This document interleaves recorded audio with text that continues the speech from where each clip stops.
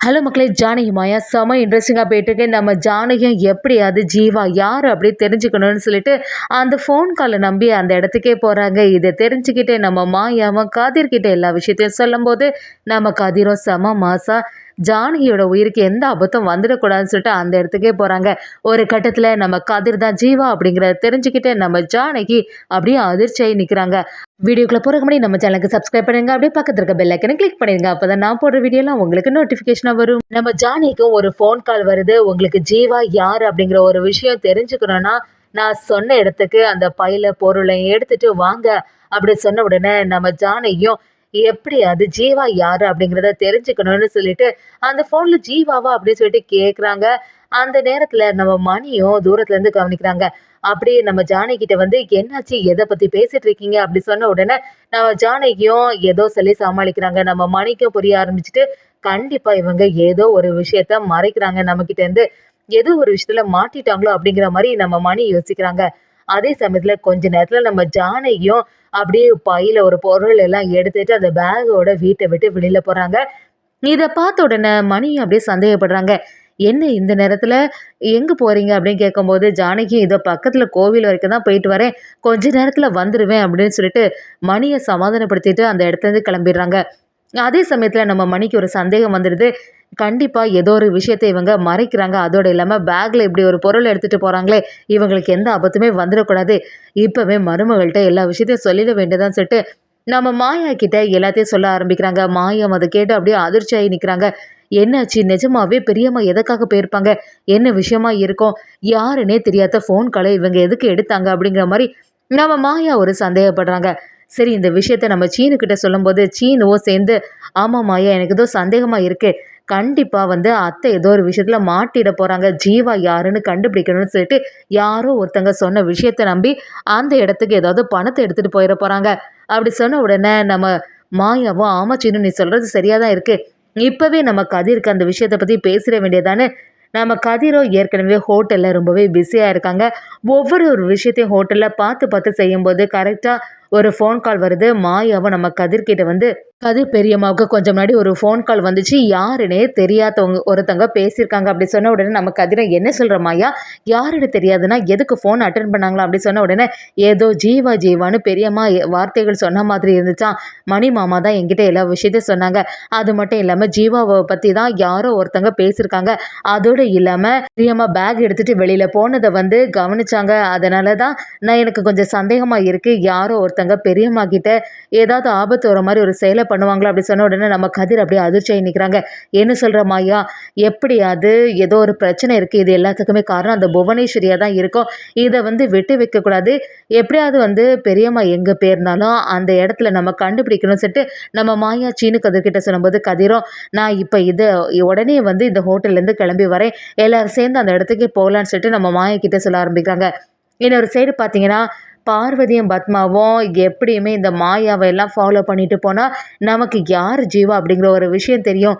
புவனேஸ்வரி ஏற்கனவே நம்மக்கிட்ட சொல்லியிருக்கா, இந்த ஜீவா யாருன்னு கண்டுபிடிச்சா அதுக்கடுத்து எல்லா பிரச்சனையும் சரியாயிடும். அதோட இல்லாமல் யார் ஜீவான்னு தெரியாத போதே இந்த மாமா வந்து சொத்து எல்லாமே அந்த ஜீவாவுக்கு எழுதி வைக்கணும்னு சொல்லிட்டு இருக்காங்க. ஜீவா மட்டும் நிஜமாவே உயிரோட வந்துட்டான்னு வச்சுங்களா, அதுக்கப்புறமா இந்த சொத்துல எல்லா பங்குமே அந்த ஜீவாவுக்கும் கொடுக்க வேண்டியது வரும் அப்படி சொல்லிட்டு பார்வதியும் பத்மாவும் ஒரு பிளான் பண்ணி ஜீவா வந்தாலும் அவனுக்கு உயிருக்கு ஆபத்து வர மாதிரி ஒரு செயலை பண்ணிடுன்னு சொல்லிட்டு ஒரு திட்டத்தை போடுறாங்க. இன்னொரு சைடு பார்த்தீங்கன்னா நம்ம ஜானையும் ஜீவா யாருன்னு தெரிஞ்சுக்கணும். அவன் ஜீவா ஏற்கனவே அவனோட வாழ்க்கையில் ரொம்பவே கஷ்டப்பட்டிருப்பான், அவன் வந்து எனக்கு கஷ்டப்படாமல் இருக்கணும் அப்படிங்கிற மாதிரி நம்ம ஜானகி யோசித்து எப்படி அது ஜீவா யாருன்னு தெரிஞ்சுக்கணும்னு சொல்லிட்டு அந்த இடத்துக்கு போகிறாங்க. அங்கே பார்த்தீங்கன்னா ரவுடி கும்பல் சேர்ந்த மாதிரி ஆட்கள் எல்லாம் நிற்கிறாங்க. அதை கவனித்த நம்ம ஜானகி அப்படியே அதிர்ச்சியாக நிற்கிறாங்க. என்ன ஜீவா யார், ஜீவா எங்கே இருக்கான் அப்படி சொல்லிட்டு சத்தமாக கேட்கும்போது என்ன ஜீவாவை தேடியா வந்த, நாங்கள் தான் இந்த வேலையெல்லாம் செய்தோம்னு சொல்லிட்டு ஜானகியே ஆபத்து வர மாதிரி ஒரு செயல் நடக்குது.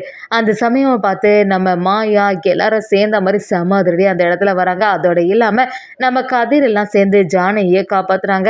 எவ்வளோ தைரியம் இங்கே இருந்தால் இப்படி ஒரு வேலை செய்திருப்பீங்கன்னு சொல்லிட்டு எல்லாரையும் அடித்து துவம்சம் பண்ணது மட்டும் இல்லாமல் நம்ம மாயாவும் இது எல்லாத்துமே இந்த புவனேஸ்வரி தான் காரணமாக இருக்கும். புவனேஸ்வரி தான் ஏற்கனவே சந்தேகப்பட்டு இப்படி ஒரு செயலை பண்ணியிருப்பா அப்படின்னு சொல்லி நம்ம மாயா கிட்ட சொல்ல ஆரம்பிக்கிறாங்க. நம்ம ஜானகி கிட்ட மாயாவும் என்ன பெரியம்மா இவங்கெல்லாம் சொன்னதை நம்பி எதுக்காக இந்த இடத்துக்கு நீங்கள் வந்தீங்க, அதுவும் வீட்டில் யாருக்கிட்டையுமே சொல்லாமல் எவ்வளோ தைரியம் இருந்தால் இந்த இடத்துக்கு வந்திருப்பீங்க அப்படி கேட்கும்போது நம்ம ஜானகியும் இல்லை மாயா எனக்கு ஜீவாவோட பேர் சொன்ன உடனே எனக்கு வேற ஒரு எண்ணம் எதுவுமே வரலை. ஜீவா யார் அப்படிங்கிறத தெரிஞ்சுக்கணும், அது மட்டும் தான் எனக்கு மனசுக்குள்ளே இருந்துட்டு இருந்து. அதே சமயத்தில் சிவரஞ்சனியோட வாழ்க்கையும் அப்படி ஆயிடுச்சு. அதுக்கடுத்து அவனோட பையனையாவது நம்ம நல்லபடியாக பார்த்துக்கணும் தானே. அப்போ தானே சிவரஞ்சனோட ஆத்மா சாந்தி அடையும். அதோட இல்லாமல் அவனோட பெரியப்பா எவ்வளோ வருத்தப்பட்டுட்டு இருக்காங்க தெரியுமா, ஜீவாவை இப்படி கை விட்டுட்டோமே அப்படிங்கிற மாதிரி ஒரு குற்ற உணர்ச்சியோட தான் இத்தனை வருஷமாக வாழ்ந்துட்டு இருக்காங்க. ஜீவாவை கண்டுபிடிச்சாதான் அவங்களுக்கும் நிம்மதியாக இருக்கும் அப்படின்னு சொல்லிட்டு நம்ம ஜானகியும் மாயா கிட்ட சொல்லும்போது இது எல்லாத்தையுமே பக்கத்துலேருந்து கதிரும் கவனிச்சுட்டே வராங்க. மாயாவும் கதிரை பாத்தியா கதிர் பெரியம்மா என்ன சொல்கிறாங்கன்னு சொல்லிட்டு, இவ்வளோ நாளாக ஜீவா யாருன்னு தெரியாமல் இவ்வளோ கஷ்டப்பட்டுருக்காங்க, இனியாவது நீ உண்மையை சொல்ல வேண்டியதானே அப்படி சொல்லும்போது நம்ம ஜானகியும் மாயாவை பார்த்து என்ன மாயா எதை பற்றி பேசுகிறீங்க, கதிர்கிட்ட எதை பற்றி சொல்லிட்டு இருக்க அப்படி கேட்கும்போது எல்லாம் கதிரே சொல்லுவான், கதிர் தான் எல்லாத்துக்கும் காரணம் அப்படி சொல்லும்போது அதை கேட்ட ஜானகியும் எனக்கு எதுவுமே புரிய மாட்டேங்குது மாயா, எதுவா இருந்தாலும் மறைக்காமல் என்கிட்ட உண்மையை சொல்லுங்க அப்படி சொல்லும்போது நம்ம கதிரும் மௌனமாக இருக்காங்க. சீனுவும் மாயாவும் சேர்ந்து கதிர்கிட்ட நீ இப்போவாது உண்மையை ஒத்துக்கோ அப்படி சொல்லும்போது ஒரு கடத்தில் ஜீவாவுக்காக தன்னோட உயிரை கூட பணையம் வைக்கிறதுக்கு நம்ம ஜானகி தயாராகிறத கவனிச்ச நம்ம கதிரும் இனிமே உண்மையை மறைச்சா சரியே வராதுன்னு சொல்லிட்டு நம்ம ஜானகிக்கு தெரிய வருது கதிர் தான் ஜீவா அப்படின்னு சொல்லிட்டு. அதை தெரிஞ்ச உடனே ஜானகி அப்படியே அதிர்ச்சியாகி நிற்கிறாங்க.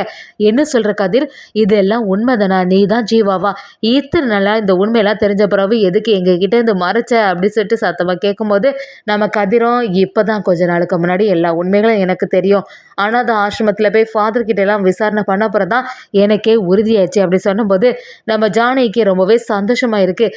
நீ தான் ஜீவா அப்படி சொல்லிட்டு நான் கொஞ்சம் கூட எதிர்பார்க்கவே இல்லை கதிர், எப்படியாவது என்கிட்ட இந்த உண்மையை சொல்லியிருக்கலாம்ல அப்படின்னு சொல்லிட்டு நம்ம ஜானகி நடந்த ஒரு விஷயத்தையும் யோசித்து பார்க்குறாங்க.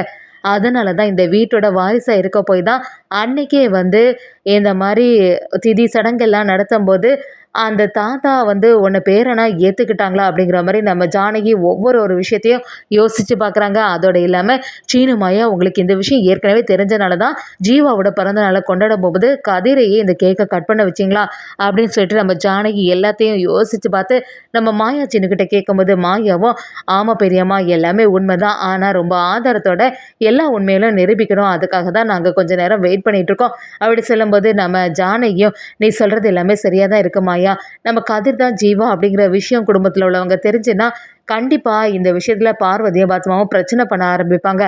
அதோட இல்லாமல் பெரியப்பா எப்படியாவது ஜீவாவை கண்டுபிடிக்கணும்னு சொல்லிட்டு ரொம்பவே உறுதியாக இருக்காங்க.